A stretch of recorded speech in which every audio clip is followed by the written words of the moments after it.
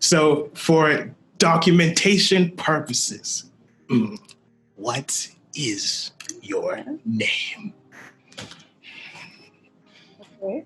So I actually asked you a question of, do you want my full name or do you just want like If you have 10 names, please. Sharon, B, Z, D, Peter, and any as many as you have, Okay. So my full name is Sharon Danielle Imabong Browne-Peter. Okay, dope. Sharon Browne-Peter or SBP is what people usually. Dope. And so, question: if you had to describe your childhood in one word, what word would that be? Oh my god.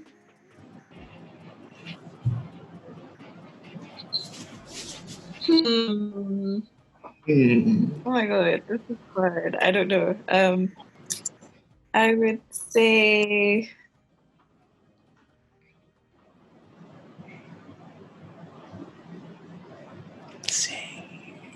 interesting. Interesting. Why? It was interesting because I grew up. I think it's the circumstances that I grew up in. So I grew up in a small town. I have an older brother who is 10 years older than me, and then my mom, who is a single mom. So she owned, by the time I was born, she owned a law practice. So she was a principal partner in her law practice, and she was always, but she constantly, can you hear me? So she constantly wanted the best for me. So I ended up going to this really posh school. Mm-hmm. In England, like primary schools are free. In England, primary schools are free. So, but then you have to like find your way. Yeah. You have to find your way into the best neighborhoods to get into really good schools. Okay. So, school but it was free. Yeah. So I ended up going to that school, but I was the only Black girl in my for the first 4 years. I think the first 4 years, I was the only black girl, and then my best friend was Indian. All my other friends were immigrants. So, and then all the white people, and for some reason I had a lot of Greek people. So a lot of Greek people and the white people, they just all like joined together, and they were the cool ones.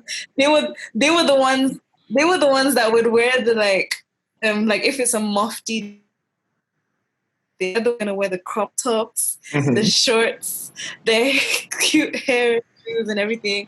And we were like, because we're the immigrant kids, we always looked like bums. We always had baggy clothes, the crazy hairstyle.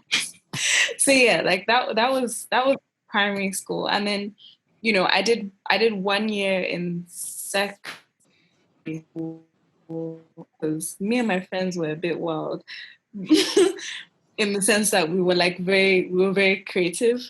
I would say, like, for example, there was a particular teacher that we didn't like.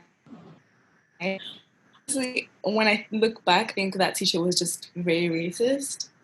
So when she just didn't like us for some reason. So in our small minds, we decided to leave her an anonymous letter on her desk. Wow. Her names, calling her names and everything. And we left the letter on her desk, and obviously it was straight up us. They called my mom. I got a spank. What? Recurring issue, but apart from that, like, you know, my health as well. I was almost always in hospital, so affected my grades and everything. I have sickle cell anemia, just so that you guys know. I have sickle cell anemia, so, you know, it comes with painful, like, episodes. Back pain, chest pain, head pain, feet pain, like not sometimes all at once, sometimes one or the other. But yeah, like I would miss school, but when I was like, what's happening? Like, so yeah. in secondary school, I only did 1 year in England. Okay, well. 1 England was, yeah. So that year was it taught me a lot about the real world, because I was in my own bubble. Then when I got to secondary school, I was separated from all my friends. You know, systems, catchment areas. Sorry, so like where I was, everyone was going to school in this secondary school called Compton, and I was supposed to go there. Mm-hmm. Yeah. My house was outside the catchment area, so I couldn't go to school with them. I had to go to my local secondary school. Okay. Yeah, so I think that so it was definitely I was so upset. I ended up going to experience. Sorry? No, like, so you definitely had an experience, like changing school. Yeah, exactly. Like, So definitely just like because I just been when I was growing up, like I just realized how to be the other person. Like, you know, I was never like in a group, like morphed into a group. I was always unique, and I was always special, and I was always like, I always stood out. So yeah. Then eventually I moved to school, and that's when my life literally turned upside down. But here I am. I'm still here. Awesome. Yeah. And so, question: when you were, I guess you're still going through it with your, I guess, the health condition, right? So at that time when you were younger, did your friends understand what was going on, or did they not even know what you were going through?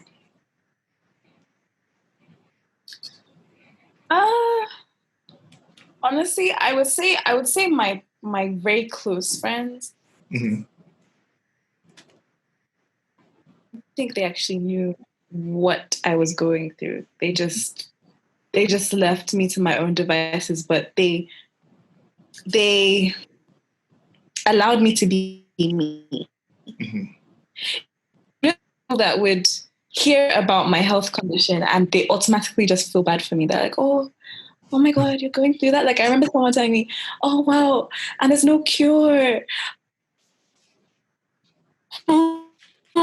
Die. I was, yeah, like those kind of people just, I don't know, it's kind of, for me, it's like fake sympathy. Why are you giving me sympathy? Like, I'm still me. Before you found out but bubbly person that you've, it's just that my energy levels, I can't be running amok like everywhere. So me and my friends would force me to play with them, for example. Like we were usually used to like very calm tasks, like reading, Yeah. or staying under this like really big tree that we used to have, or gossiping, whatever. Wow. So yeah. Sure. Anyway, and so during that time, did you have a clear understanding of what was going on?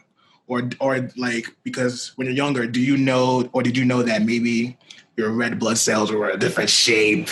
You might be tired all the time. Or did you just find out and were like, I guess, thanks, sickle cell? Sure. Well, yeah. the lucky thing about my growing up is that like my mom, she educated herself. My mom was on it. Sis was on it. She was like, she like every single like episode I had, she there to see. Most parents are just like, let's wing it. I don't really know what's happening, but my child is sick. Like, let's go to hospital, that kind of thing. Yeah. And they'll listen to. Well, my mom listened to the doctors first. Yeah, she listened to the doctors first. She really like spoke to them, understood what sickle cell is, what to do, how to prevent things, what medications to take. And yeah, she informed me about everything. Like as soon as I was able to get like for example, when I got to the age of knowing what shape,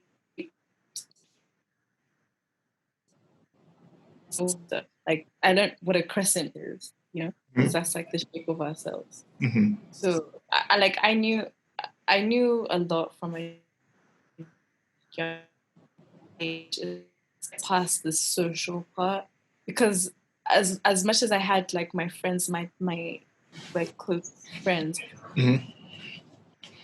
I found it like I was bullied a lot. And kids didn't understand. Like I wouldn't be able to go to PE of like physical education because of my health, but they would just think, oh, they're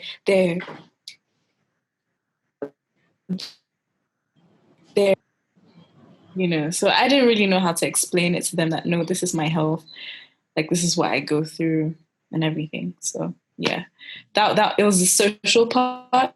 Mm-hmm. That was interesting. Also, yeah. So everyone always thinks that it's the health part that we deal with, but it's so much more. Like when you get to the age of 81, because there's just so much to think about, and particularly with the health issues. So yeah. Yeah, I think that's so. Like, your mom really helped you through everything.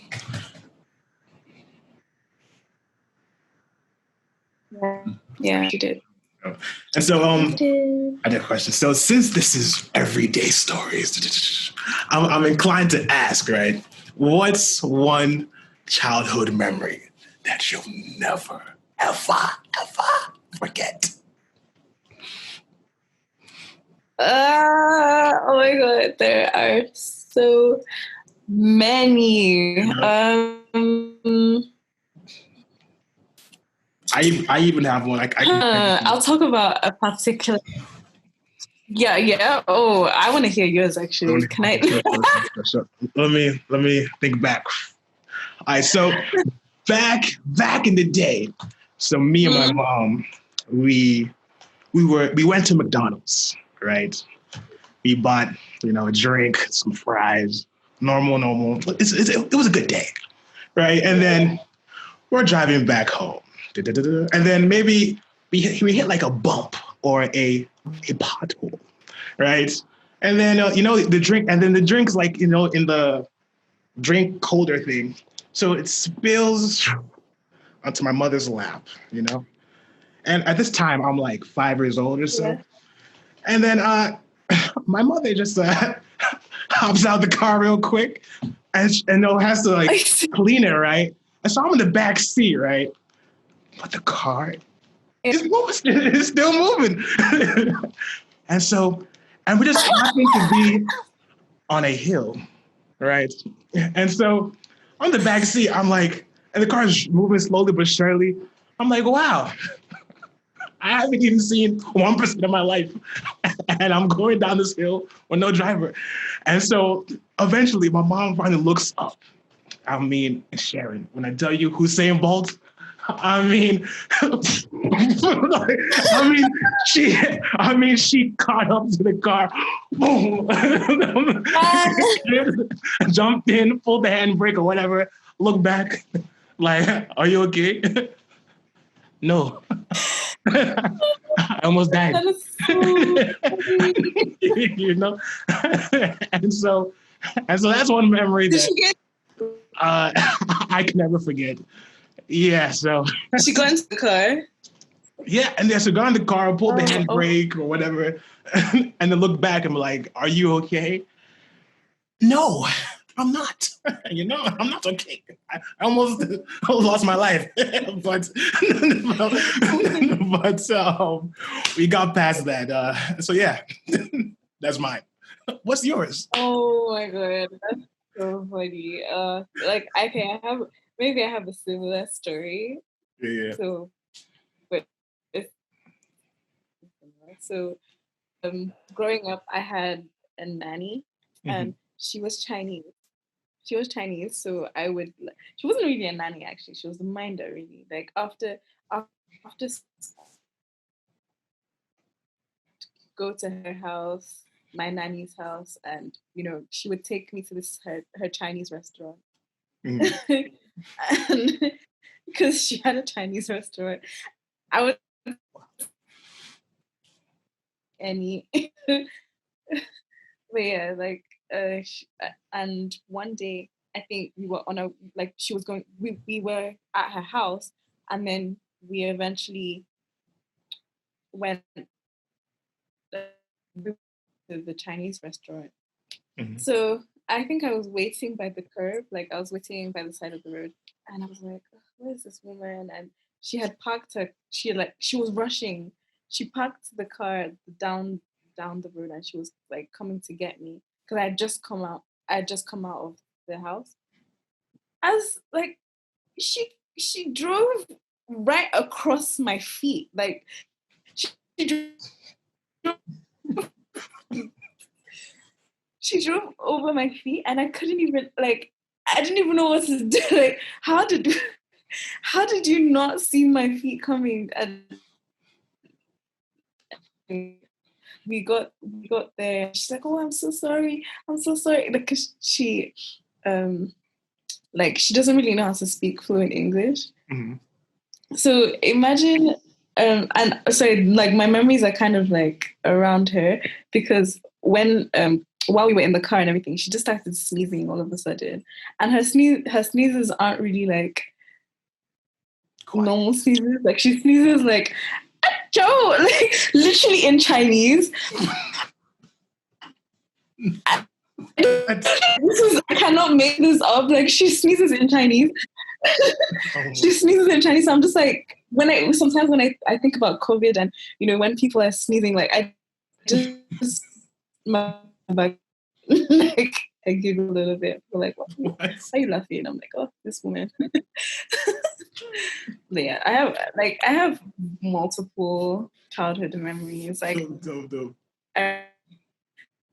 My mom and my family would all travel back to Nigeria and would literally go from London to Lagos. My auntie lives in the mainland of Lagos, and she has a very tiny apartment. And sometimes she wouldn't put on the generator. So imagine going from like nice, cool, easy. I know. I can relate. to Lagos for a few days, and then from Lagos would go and take the plane to Calabar, and then from Calabar we'll take a car to Uyo, Akwa Ibom. So like I remember those journeys being very nice and very annoying, like mixed emotions. Like oh my god, I get to see my like yes, I hate the journey.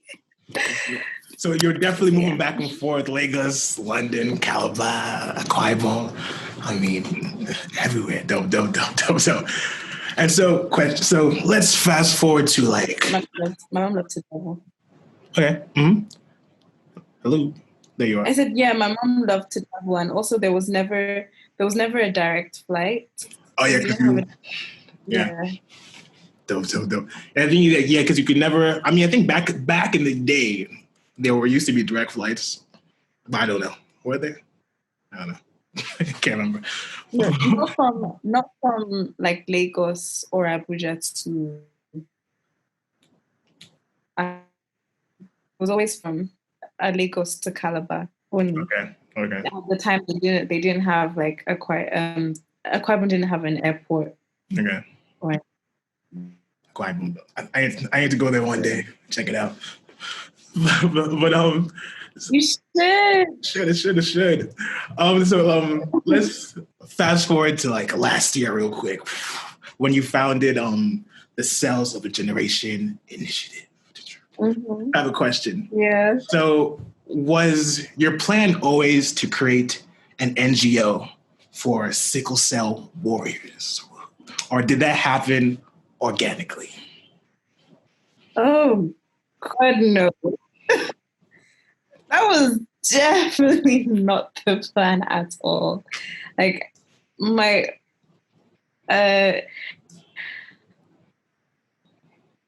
wanted to do something for sickle cell, honestly. I felt like there was so many NGOs, and it particularly hit me when, my auntie passed in 2018. Okay, so there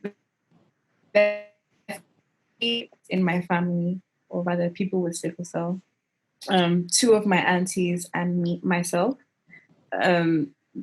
My two aunties are like attached at the hip. They were best friends and they grew up together.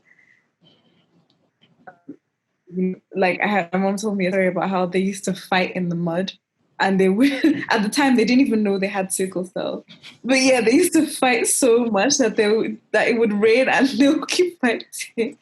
So, but yeah, and like exactly, like so in 2018, my auntie passed, and that broke my heart because I lived with her, and I literally watched her go through such a terrible time in the hospital, and like her eventual passing was just difficult for me to like swallow.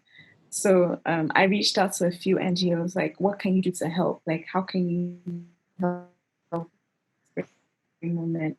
Like, we're going through so much right now. Like, we don't even know what the doctors are saying. I didn't really get a lot of, responses. A lot of attention. I didn't get any responses. It was just, we don't have money. Like, we're not here to help. Yeah. I was like, okay.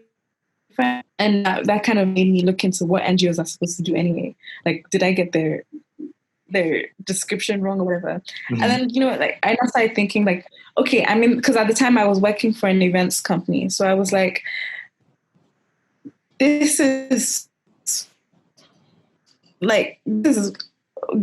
a gold mine for awareness right now. Like, there was an event that I hosted, like one of the biggest events that's ever happened in Abuja, Festival of Lights. We got the whole of Harry Park is like one of the, we filled it up to the brim with 8,000 people. And my head started spinning. I was like, if all these people just had heard one person talking about sickle cell, they would all know what it is. Mm-hmm. So like what I wanted to do was like a simple event, just an event, like, but creative, because I'm all about creativity. All my friends are creatives. So I got three of my most creative friends, and we sat down together. We created an event, and I'm like, yeah, this is cool, but we don't have any money. We're broke. So it now turned into a whole like, okay, how do we get money for this? Oh, we need to.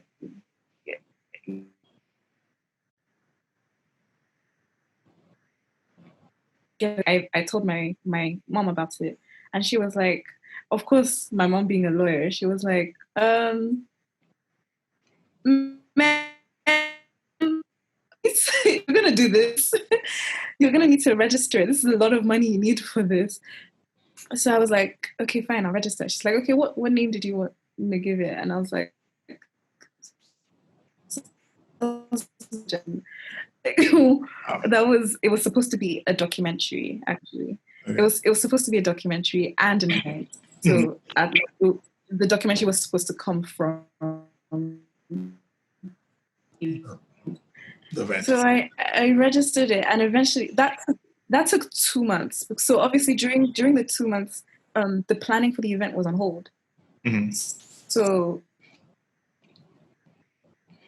along the lines, I was like, do you know what? This doesn't actually have to be an event. Like, I think it can actually be something that impacts people. Mm-hmm.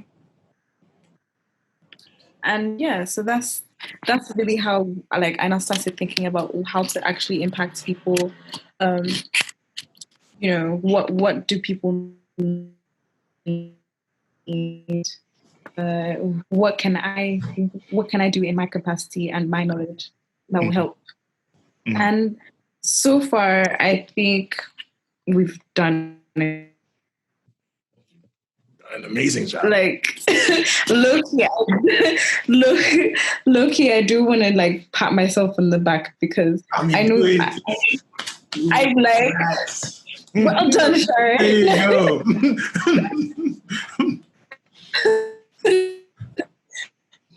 Because every NGO has beneficiaries. Mm-hmm. You know, and most NGOs, their beneficiaries are people in the communities that need the like active attention from like one-on-one interaction.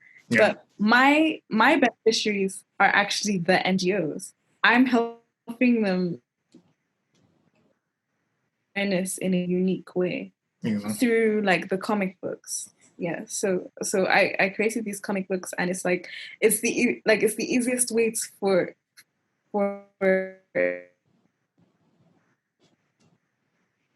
like the positive feedback that I get from these NGOs, like it keeps me going. It's like, oh wow. So this yeah, like I'm excited for the future. And so that event you're talking about, it was the Warrior Hangout, right?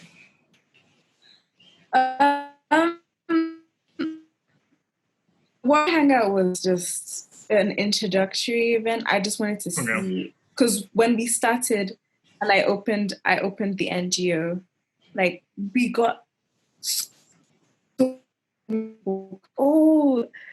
Sons of the Generation, a new NGO, like this looks fun, this looks cool.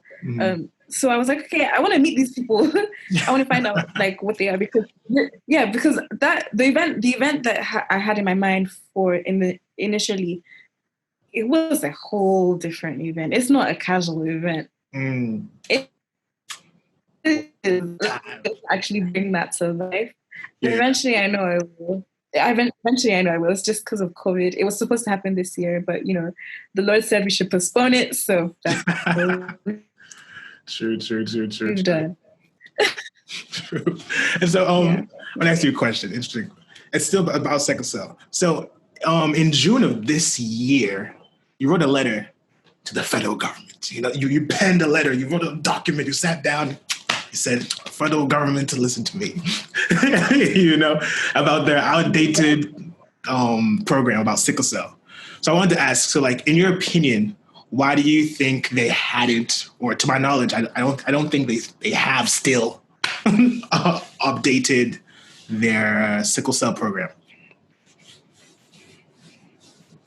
Well, luckily, the letter wasn't my only strategy. Mm-hmm. So yeah, I wrote the letter.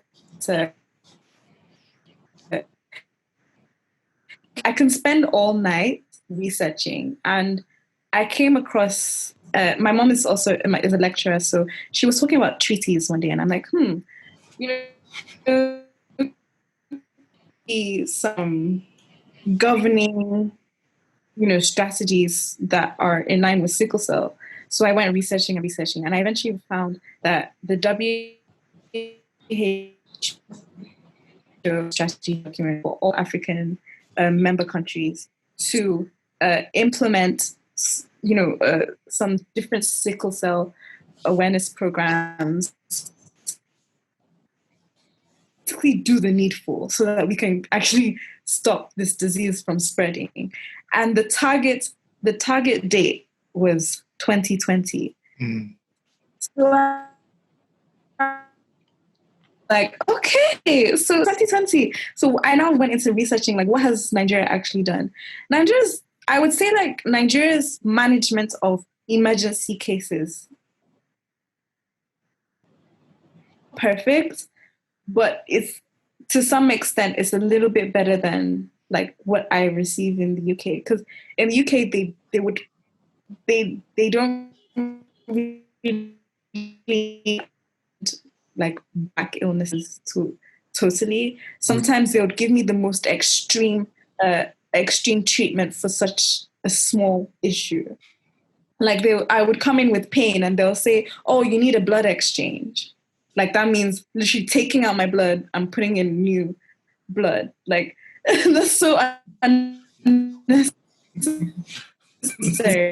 But here, at least, they understand that a bit more. So this Nigerian strategy document covers that. So they've definitely done a lot for that. But it's just that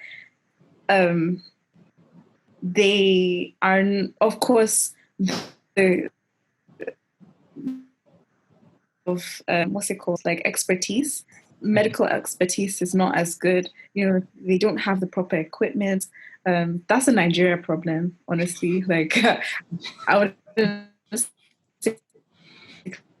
so, but that's a Nigeria problem. But also, there are limited facilities. Like, in the UK, I have there's an outpatients facility for every hospital. So if I've been weak, I've been constantly in pain, I would know that means I need to have a blood transfusion. That means just, like, pints of blood. I don't need to be admitted for that. I can just go to the hospital, meet the doctor. The doctor will schedule that blood appointment for me. I would go in when this appointment is, and I would get my food, get crisps, get a drink, lay down, and, like, they would line me up, and then within, like, 3 hours I'll be done and I'll go home. That kind of facility is not here.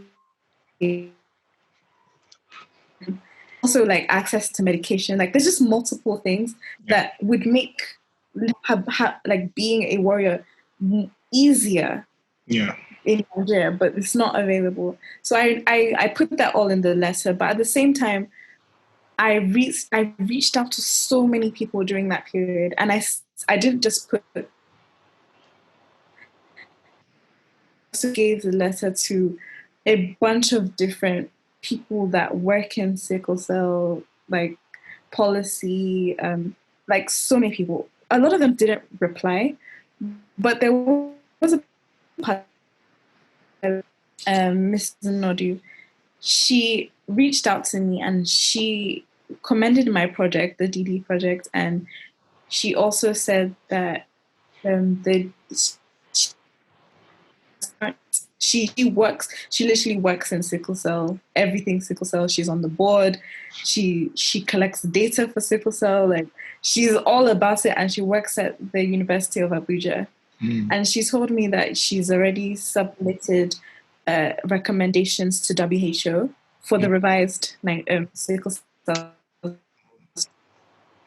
strategy. And also, they've set up the sickle cell data something. I can't remember the full name, but yeah, like they basically collect data. It's an African company. Yeah. And she runs the Nigerian. Okay. So yeah, they're working on that as well. Like she just told me so much that isn't really online, and I realized, okay, this is where at least someone's working on it. It's not like they've completely forgotten us. Yeah. So yeah, there's there's going to be progress. Yeah. And so you should probably make her your mentor. I don't know. Or you guys will work together in some fashion or form. Yeah, so maybe like here's a good place to say we for the month of we're on our web series. We sorry put up the web series at the beginning of the year. It's called They Call Me Warrior. It's basically like a explain like people sickle cell from the people's perspective, and so we're bringing that back again this September, but it's gonna be live. So people are gonna register and tune in and watch some amazing stories. And I've made sure that stories engaging, and hopefully Mrs. Onodu will actually be one of the people I'm going to be interviewing. Awesome. So I'm excited for that. Dope. And so she found you, she commended you for the DD project, right? And so I want a question. So why was it important for you to create the DD project? Well, from what I've told you about my childhood, my there was a lot I knew about sickle cell in regards to my health, and when I came here to Nigeria, I realized that same tree. I thought it was a necessity, but here it's literally a luxury. I have people that come to me and they say that like they just found out their child that child is 7 years old, 8 years old. That is hugely just detrimental to a child because number one, those are their formative years. If you're not taking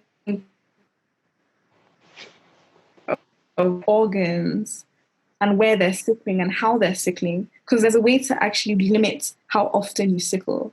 So if they don't even know how to do that, I can imagine a child sickling every week for 7 years.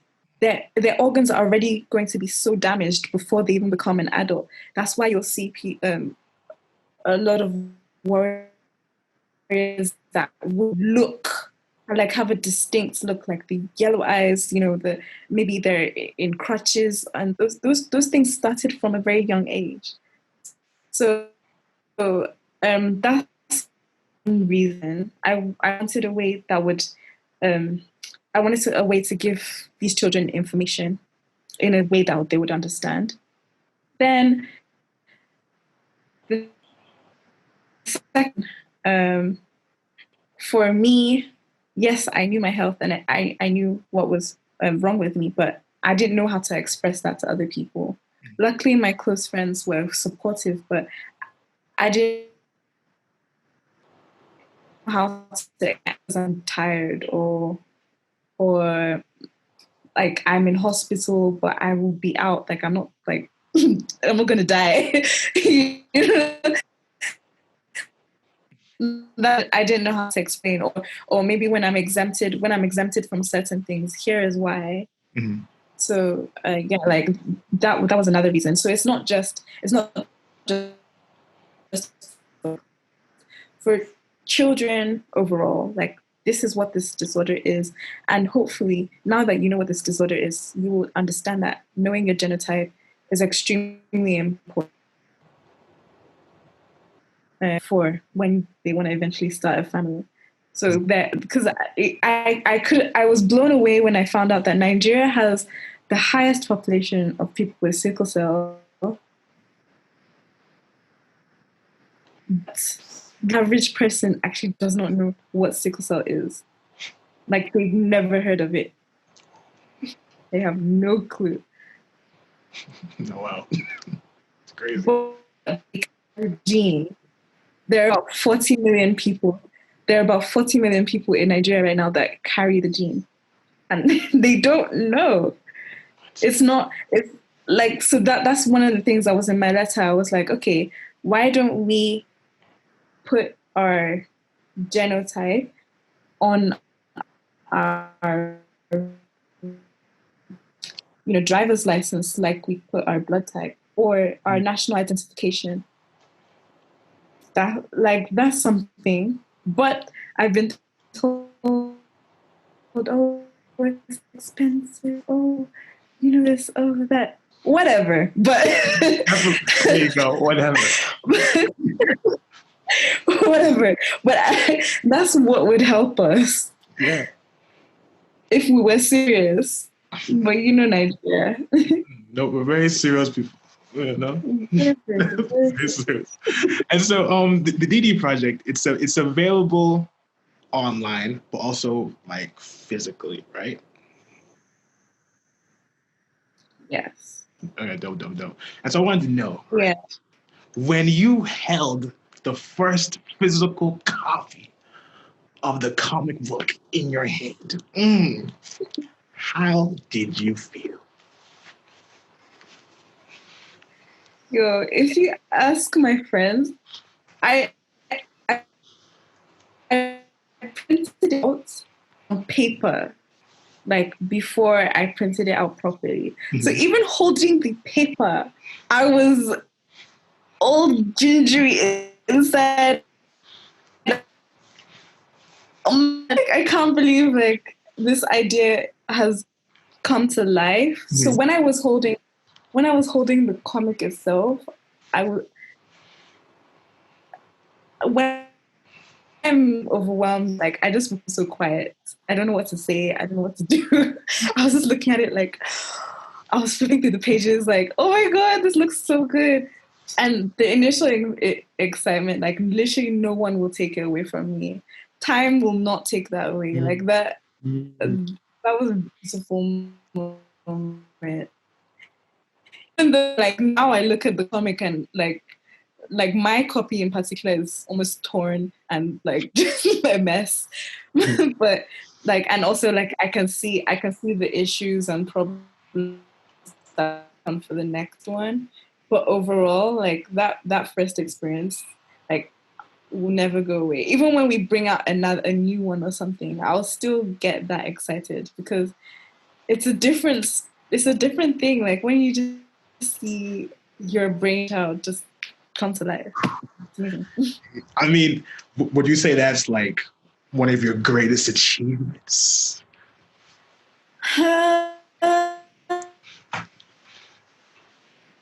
I mean, 100%, yeah. I would definitely say it's one of my greatest achievements. It's it's some even if I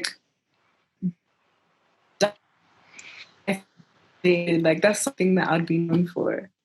And I know that it's such a good project that I know that even if I'm no longer here, someone else will take on good. Yeah, so the things because when I saw it, I was like, yo, I was like, you got a comic book, and even the guy that drew it or animated it, I knew of him before. Whoosh draws, I saw the stuff on Twitter, and so and so when I saw the cover of the comic book, I kind of knew isn't didn't this guy draw this? And then I'm like, whoa.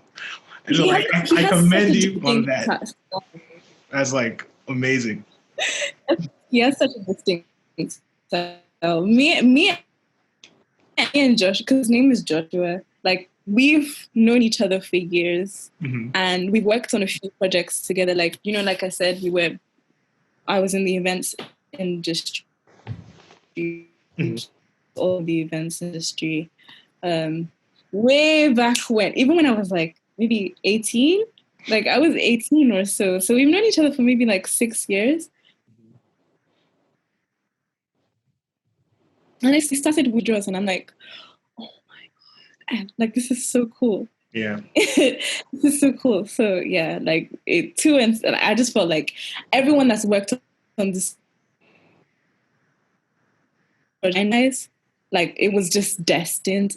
Like Joshua was ready. He was like, yeah, let's do this. We had a meeting. Joshua has blown small. He has blown small, you know. I'm telling you, I'm like, bro, we're an NGO, please do like give us like, small talk price. to my manager. I'm sorry. Exactly. You know, I'm like, okay, now I'll you. True. And then the guy that compiled everything together, he's also amazing. His name is Scott Gate. Okay. Have you known him since you were 10? I met him. No, I met him randomly. Like I met him randomly. At the time I was trying to employ an officer, like NYC, whatever. Like I've never done NYC before. I'm sorry. What? Yeah. Wow. But yeah, like I was interviewing people basically, and I needed a space, and I went to Civic Lab. One of our volunteers works at Civic Lab, so she was like, "Oh yeah, sure, just use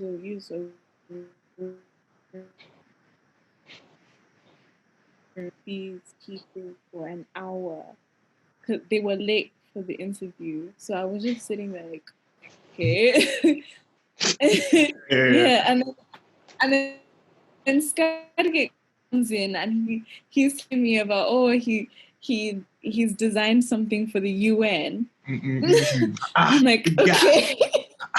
Go. Badness. Like, now what we here? And then he asked me, I'm just an NGO, like, you know, we're working on this, we're working on that, we've done this, we've done that. And he was really invested in cells of generation from the beginning, and he just said, if he ever needs even need his help, like I should call him, I should let him know, and like he's really happy to work on the project. So he's the one that like put it all together, and we the professionalism as well. Like it was just beautiful. I loved working with Joshua. I loved working with Stargate. Like, perfect dream team. Like it actually might be destiny for real. Randomly, like that's too random. That's like way too random. And he has a perfect skill set and everything. I mean, I guess you're doing. Yeah. I guess you're walking. I would say you're walking in your purpose. And so, you know, divine journeys. You know, your paths had to cross. And so, did any of them help on the docuseries? They Call Me Warrior, or was that just you?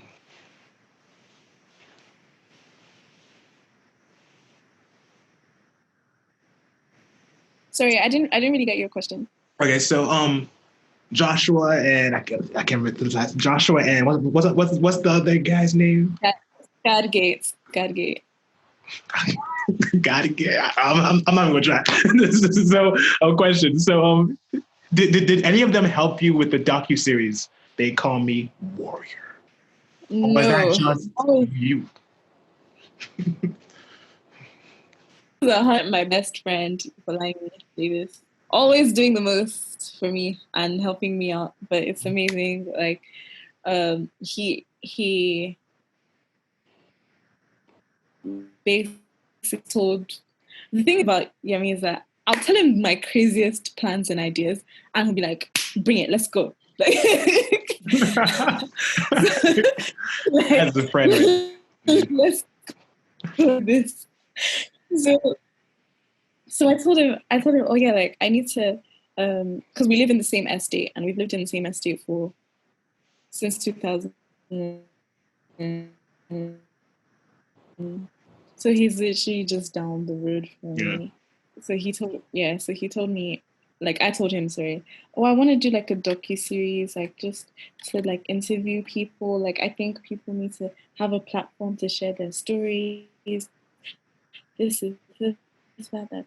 And I was like, would you be interested in shooting it? And he's like, he's down, like he's ready. Let's do this. Let's go. I was ready yesterday. You know? You know? And I'm sure, do you need help? Like, I was like, do you need help with this? Like, are you sure you want to do this on your own? He's like, no, I got it. Of course, that day, that day, mess. It was a complete mess. He needed help. He definitely needed help. And there was issues with the camera, with the mic. There were issues with everything, the lighting. I think some of the people came late, so like lighting was terrible. But done. Even me, I was looking so messed up. I was supposed to be in the video, but I can't remember. I think I was really unwell like the day before, so I just said, do you know, let me make a decision. So yeah, like, but we pulled it off. Like, even though when I look back, like it's not perfect, but it's we did work hard on it, and we know where to improve at least. Yeah.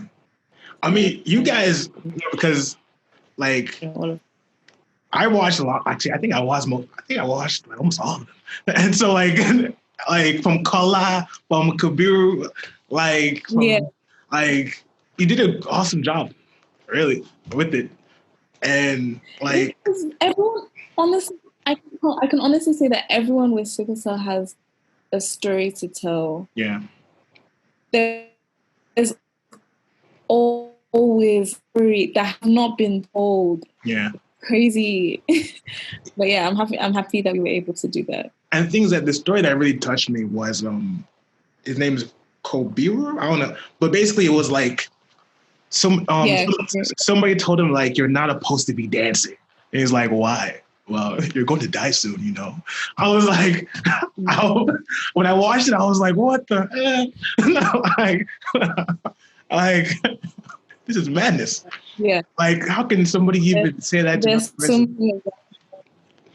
And like, exactly, it's not even human ethics.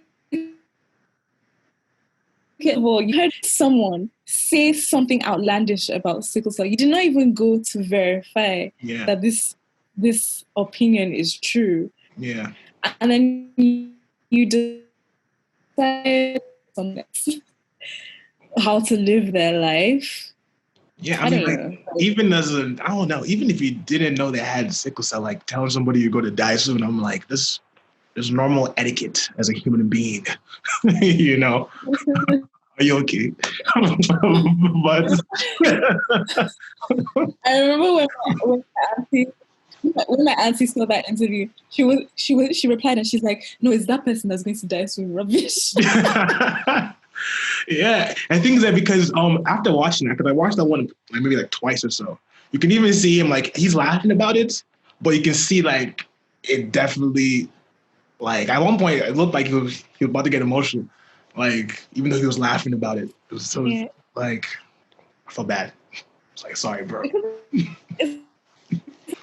So we can laugh about it because it's like we get this shit every day. And unless we're really like intense who we have around us and everything, but if you just go out on the street and shout, hey, I have sickle cell, people will shout different like opinions and they'll say drink this herb or do this, or you know. you should do a video. You should do that. You should go on the street. I have sickle cell. You'll be cured of like you should do that. You know? You should definitely do that video. You know? So yeah, there's so many opinions. There's people that even think, you know, sickle cell is contagious. Yeah. So you can see that like this is so much that needs to be learned. Yeah. And things that, because like you said, like everyone has a story. And like things that even from, well, I know, because I know everything. Like so at your first internship, you had your own story where like they didn't want to give you like something happened. Like what happened with that? My first intern In UK. I read about it a bit, but I was like, did let me your research. ask Sharon.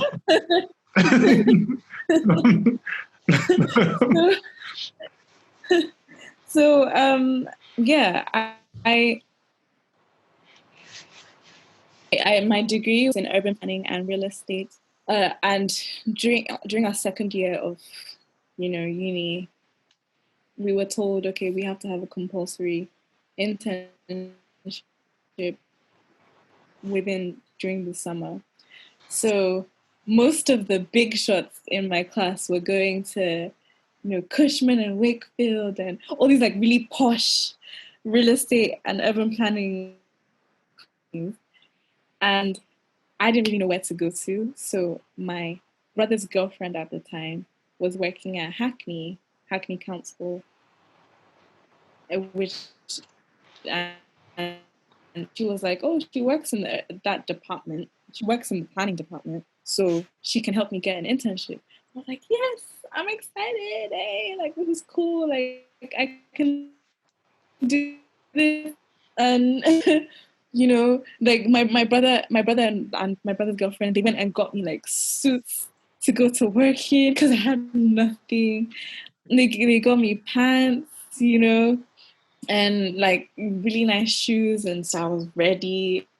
I was set, like I had everything. So I got in and I met with the manager, and she was very sweet, and she guided me through everything, and like I impressed my knowledge. Like she was very impressed with me.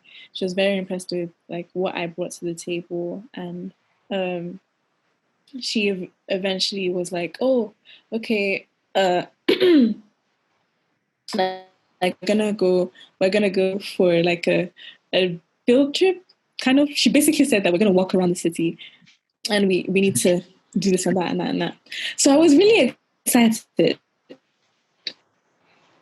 Then this was supposed to happen on a Friday, and she told me about it on a Wednesday. Thursday morning, or sorry, Wednesday night actually, I just suddenly had a really bad crisis. Like I had really, really, really bad pain, and I ended up in hospital. So I went to hospital, and I came back the next morning, and I informed them I was unwell, and then they were like, okay, no problem, we'll see you when you're better. I took that Thursday off, I took that Friday off, and of course I had the whole weekend.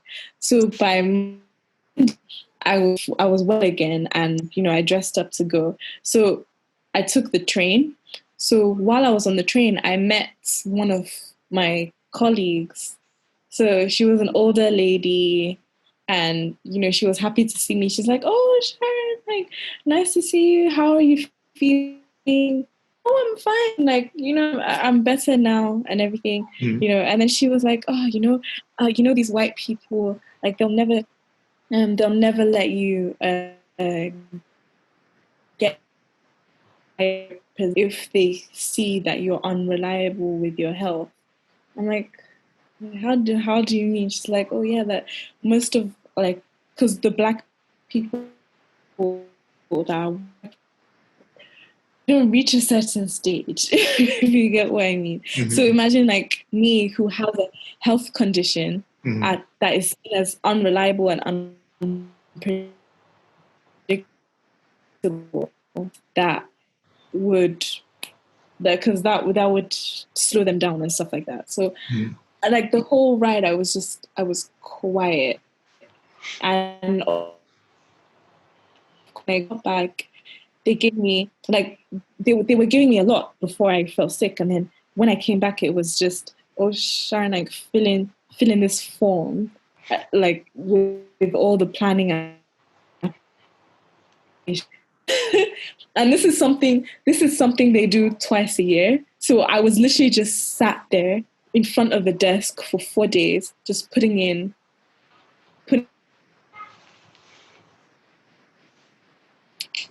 data on the system. And I was like, wow, is this really what they want? Like, they want me to do? Yeah. Yeah, because that's when like the reality of my health basically hit me. Yeah. Whoa. And so wait, so after filling all the data, like what happened with after that? Did you just like move on? Did you like, you know what? I'm out of here. Like, well, it was the internship was like first so but my initial plan was to ask if I could stay longer. I wanted to stay for like I think 2 months because the summer was long and we started the next like school semester in like end of September. So I was like, I would rather, work there. But then when I heard that, and then when they gave me such a mundane job, like honestly, like I couldn't help but fall asleep. There's no music in yeah. like no one was around me. No one was around me. I was just on my own in front of the computer, and it was just boring. So I was like, no, if they're, I don't want it. Like, I mean, I think that was a great decision because I think, I think it's like who wants to be sitting down and like filling data? I mean, some people do it for like years and don't complain. So I don't know how. exactly. Before that, before I was sick, like they actually made me sit in meetings, like meetings for very serious contracts, and they even allowed me to give my input. They allowed me to give like, oh, then maybe this is what we should do, maybe this is the right me, and they actually liked the things that I said, but after that they just didn't want to, and they had meetings, like I saw them going into meetings, they didn't allow me in. Well, you weren't meant to be there. Don't worry, man. Everything worked out. That wasn't exactly. Dope. Now let me bring up something. Okay, so 2 years ago. 2 years ago. I'm going back in the history a bit. So 2 years ago, you made a certain post on Instagram, right? Right. And in this post, you had a buzz cut. I mean, you had cut your hair off, gone. Oh yeah. And in the caption, there was like, "There's a story behind why I cut my hair, but for now, let's settle with pictures." So Sharon, everyday stories is today. That day, you're going to share that story. Oh my god, I'm trying to think. Like, should I? No, honestly, I I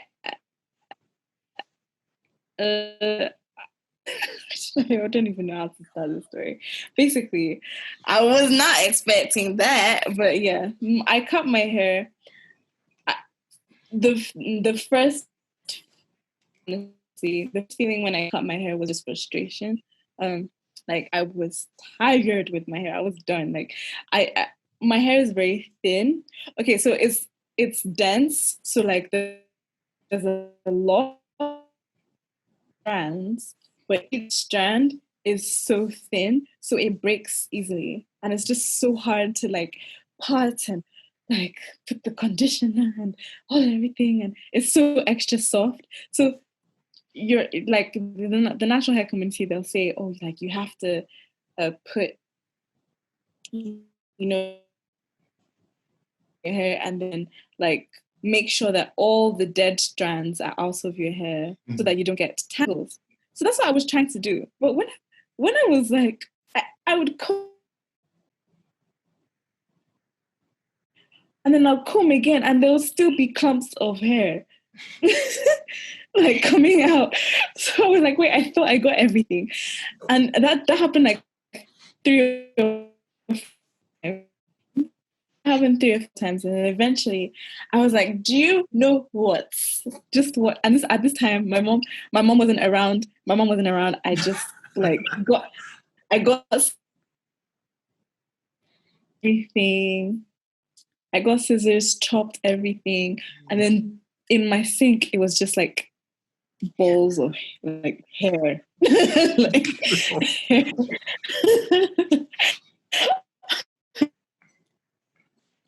Oh shit, what have I done? What did I do? And then you know, when I had cut my hair, I actually like did this whole video on my phone, like by myself, like, just how it felt. I was cutting my hair. I was just cutting off all the things that were causing me distress. Like at the time, like I was very like I was distressed about my future. I didn't really know where I was going. I didn't know what I was going to do for my career. I felt lost. Some boy was giving me this just so much family issues, school issues. Everything just felt like overwhelming. And then I just cut my hair and I had let go of everything. And yeah, and then I just expressed everything in a 12-minute video. So what that I have never shown anyone. Okay. You should post it. No way. That video is too embarrassing. In fact, I hope it gets lost somewhere. But thing is, so what was your mom's reaction to seeing her daughter with no hair? It was like, I left. You had hair, Sharon. I'm back. Hair is no longer there. You know. To be honest, she looked at me. She looked at me sad, like she was sad. She was sad, but she didn't say anything. She was speechless. Craziness, like she was speechless. She's used to my craziness. Like I've done all types of crazy things. Like, I used to have a nose piercing. It's not bad. That I posted everywhere. She hated it. I came back to Nigeria one day and I got a tattoo, and she was like, "Where did that come?" You know, normal Nigerian parents. Tattoo. Piercing. Sharon. Yeah. You know, even when I went natural, you know, went to like here, and then I let everything grow out, and she was just like, Sharon, oh my God, why? Dyed my hair.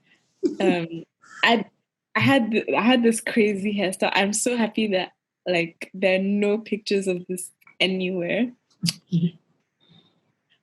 But I had my hair like, so my hair was black, but then I wanted to get highlights. I went to a white salon. Biggest mistake. They said, "Oh yeah, we know how to do highlights." Nope. We know how to do highlights. What these people did is they put streaks of blonde hair throughout my head. So I had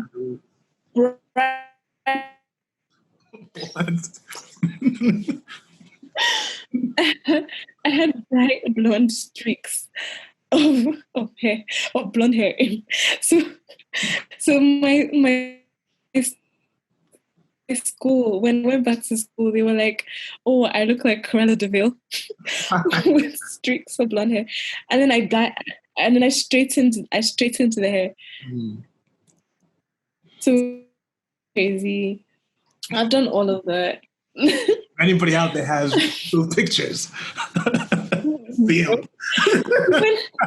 even when I cut my hair a second year, like February, and then I went to England, and there I was like, oh, I want to see what I would look like with a blonde buzz cut. And so how that worked out? That didn't look good in any shape or form. It did not look nice.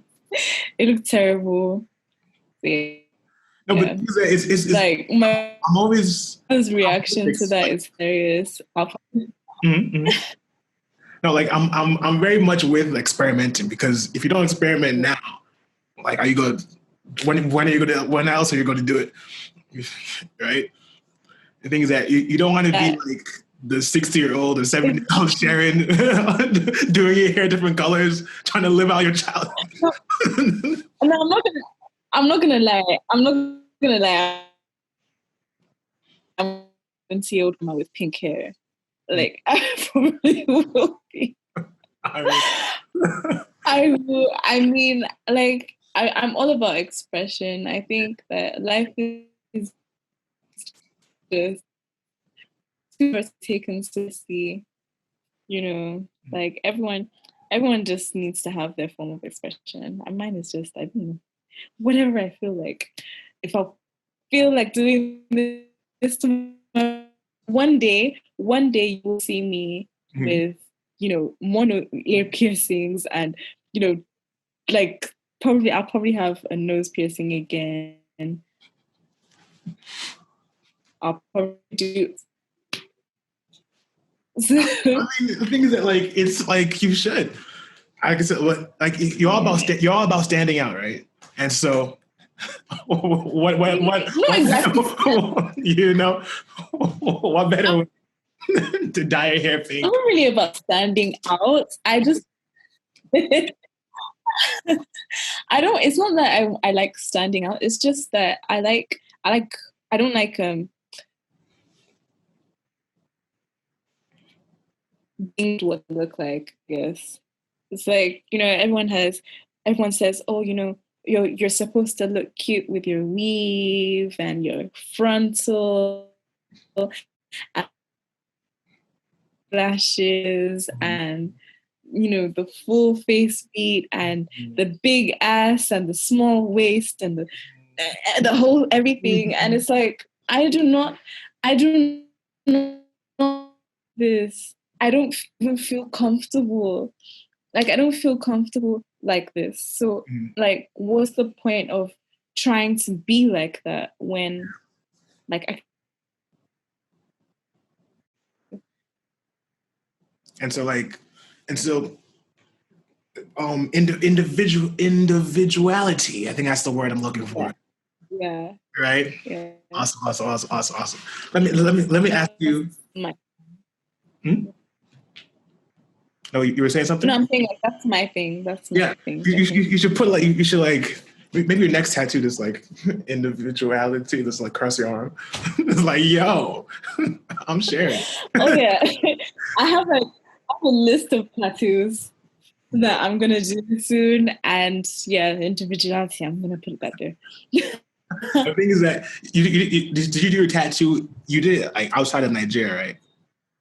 Because I don't know how Nigerian, like, do they have like any good like tattoo artists here in Abuja? Everyone's go-to tattoo artist, here is Pharaoh. I think okay. What you think? Yeah, but like Pharaoh, I'm not too keen on his. But I do like traveling tattoo artists, like the ones that go on tours.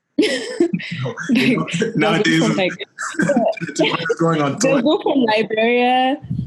They'll go from Liberia to go to Ghana to then they'll find their way to Nigeria. And I'm like, yeah. The thing is that when you said touring, right, I was like, are you sure they're not homeless? but it was no. They could be, The prices for tattoos. The prices for tattoos are crazy. Yeah. So That's cool. Like travel. I would be surprised. If they're broke. Look, I can imagine telling your African parents, I want to be a traveling tattoo artist, mommy. You know? What? It's what?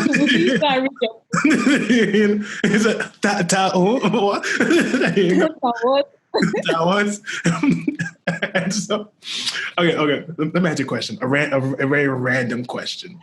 Well, it's not too random, but like, okay. Did you ever learn how to speak French? Because I know at some point you were. I did not. I did not. But I've always told myself that there will be a time I will live in France. And that time I will when you're already in France. Yeah. So, yeah, exactly. I'll just be like we to everything until The thing is that everyone knows we, but what's the word for no? Like, isn't it we yes? So what's no? Because we nobody knows how to say no in French. No, like is it no just no with a French accent? No. Yeah. No. Oh my god, I don't know. Actually, I need to look that up. But yeah French. French is definitely something that, I mean, they tried to teach me in school. I don't know if I learned it. I mean, I passed the class, I think, kind of. I just feel like it's not even my fault. I feel like the teachers that taught just didn't teach well. Like they didn't teach it well. If not, because I'm a smart cookie. It's just they didn't teach it. Well. If you did your job, no. It's like, if they did their job, I would know French by now. I'll tell you, like when they tried to tell me I didn't pass, I'm like, if you gave better questions, I would have passed. It's like, why did you give me all these tough questions if you wanted me to pass? It's your fault. And so exactly. When the part that always got me was the past, present, and future tense. That's where, because I really stuck. Like I tried learning with Duolingo, and the way they mix.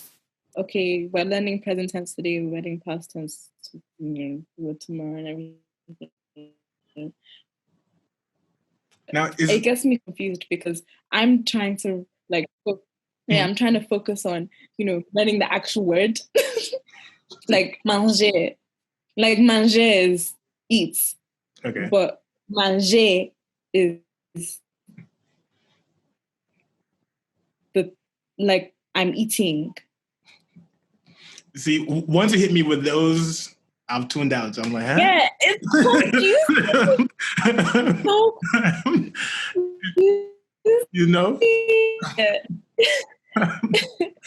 it's so confusing. Oh God. Like, were you learning like for a job you wanted to get, or was it just like for fun? Or was it a class? For fun, honestly, like for fun. I've always wanted to prove to myself because everyone speaks in my house. Everyone speaks Idibio, which is the Bible, and I've never learned it. So it's kind of like me proving to myself that I can learn a language. It's just that you. So I guess you're still on the journey of proving to yourself. Yeah, I'm still on the journey. I'm still on the journey. That's good. That's good. That's good. I mean, will you ever? I mean, your local language. Your local language. Will you ever go try to learn that? Would it be easier? Because maybe it's already in you somewhere. It's already, you already know it, but you don't know you know it. You know, maybe something will activate it. Willing to teach me. Yeah, like people were willing to teach me when I was younger. Because obviously I'm young, I'm new to the world. I don't really know the language. But now, no one wants to take the time. No one wants to be like, okay, Sharon, sit down. Let's actually learn a few words. And then even if they do that, they're teaching me suktier, which is sit down. Okay, the basics. I mean, like all these basic. I want to learn like the insults or the. Those are the first ones you learn, you know, because you have to know that you have to know the words to make sure that no one else is using them towards you first. You know. Exactly. You know. Like instead of teaching me how to say you're an idiot. Like you know, so yeah, like it's finding a good teacher. Like I'm always down, I'm always ready to learn a language. I think language is just so beautiful. Definitely is. And like once you know a lot of languages, our number one way of communicating. And exactly, and I always beat myself down like, oh, like how do I only know English? Like, do you know any other language? I mean, I understand Yoruba, but my main language is English. You know? But yeah, I think that I never really tried to understand Yoruba. My parents used to speak in Yoruba, so me and my brother never understood what they were saying. But eventually, you know, you pick up words little by little. It's like, so that's what you people are talking about. Got you. You know? And for a while, I never told them I understood. Like when they're you know? And so one day something happened. I'm like, that conversation you had, this is exactly what you said, word for word. It's like, so you understand? I said, yes, so don't doubt me. you know. When you understand. But yeah. They're always so shocked. It's like, wow, okay. Let's be speaking in the room then. Let's not speak right in front of them. But that was definitely an interesting thing. But in the future, hopefully I'll learn. Okay. But yeah, Sharon, we have come to the conclusion of this interview. Thank you so much.